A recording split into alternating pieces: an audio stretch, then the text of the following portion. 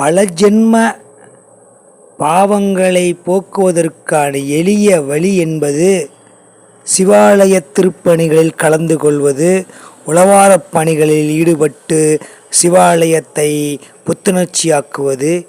இதுபோன்றுதான் நாம் நம்மளுடைய கர்ம வினையை அங்கே செயல்படுகின்ற வியர்வைகள் மூலமாக நாம் எளிமையாக கழித்து நாம் முன்னேறிவிடலாம்.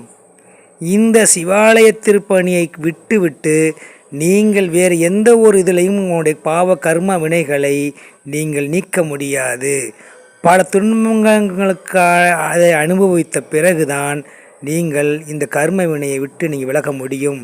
இப்படி எந்த ஒரு தின்பமும் இல்லாமல் நீங்கள் எளிமையான வழியில் உங்களுடைய ஆத்மாவை பரிசுத்தப்படுத்திக் கொள்வதற்கு மிக சிறந்த உகந்த வழி என்பது இந்த சிவாலயத்தின் திருப்பணிகளே ஆகும். இது சத்தியம் சத்தியம் சத்தியம். அருட்பெருஞ்சோதி அருட்பெருஞ்சோதி தனிப்பெரும் கருணை அருட்பெருஞ்சோதி.